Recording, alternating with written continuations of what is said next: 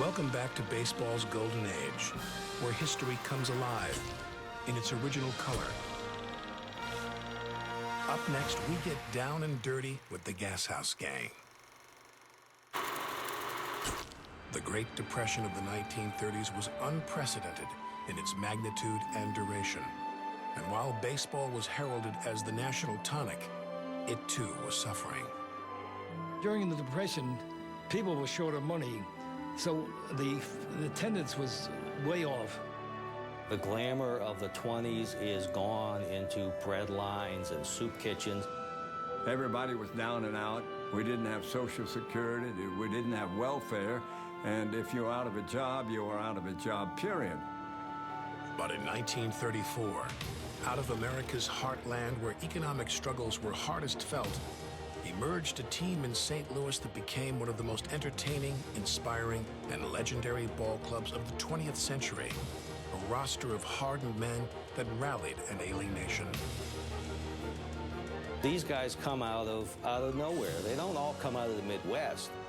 There's tough Easterners like Leo DeRocher, Southerners, crazy Southerners like the Dean brothers, Dizzy and Daffy. They became known as the Gas House Gang, perhaps as a nod to the turn-of-the-century New York street gang of the same name. Although that tale has long been debated, one look at the gang's unwashed uniforms and haggard mugs was explanation enough. They aged before their time, and you can indeed see that in their faces. Many of them look a decade older than they really were. The Gas House Gang just had a toughness about them, an aggressive quality, and a sort of a devil-may-care, who cares what happens tomorrow attitude. And they do win, and they don't care how, and they don't care what they look like or sound like doing it. It was this scrappy attitude, the gang's ability to throw caution to the dust-filled wind, that gave the nation confidence that it too could weather those dark times.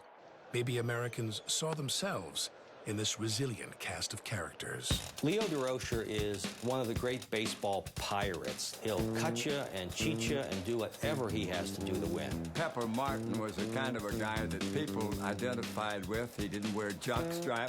He stole bases. He slid in. He busted his nose all the time. But the greatest showman of all, of course, was Dizzy Dean. Dizzy Dean could not be contained. He'd brag and say, "I'm the best that ever was."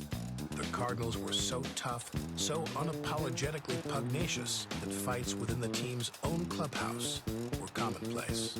One time they got into an argument, and Medwick picked up a bat and said to the Dean brothers, "I'll spread both your heads wide open." Frisch had to stop him. He says, "You can't do that." He says, "We can't win the pennant without the two of them." Thanks to the Cardinals' powerful radio station KMOX, broadcasts of the gang's rough and tumble ways reached the deepest corners of the country.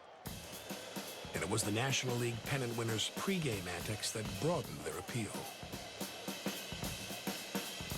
And a lot of people would just come out to watch the Gas House Gang practice before the actual event. They'd play pepper, but then they would feign a throw back to the batter who they're playing pepper with, and then flip the ball over their shoulder to the guy next to him.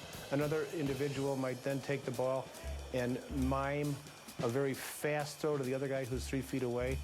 If you loved baseball, you would be falling on the floor with laughter, and you couldn't root very hard against the Cardinals and the Gas House Gang. They were a riot, in my estimation, but they could play ball. In 1934, Dizzy Dean was serious enough to win 30 games, leading his gang of misfits to the World Series against Hank Greenberg and the Detroit Tigers. Dizzy Dean, well, he had no qualms during the World Series going into the Tigers clubhouse, offering up his arm to Greenberg so he could feel the muscle that would be striking him out. That was a rough, tough World Series. In fact, there were many who thought the Tigers were intimidated by the Gas House Gang. In a fierce battle, the Cardinals defeated the Tigers in 7 games. Perhaps the most symbolic story of the gang's legacy occurred in Game 4, when Dizzy Dean entered the game as a pinch runner. Intent on breaking up a double play, Dean was struck in the head by the throw from second.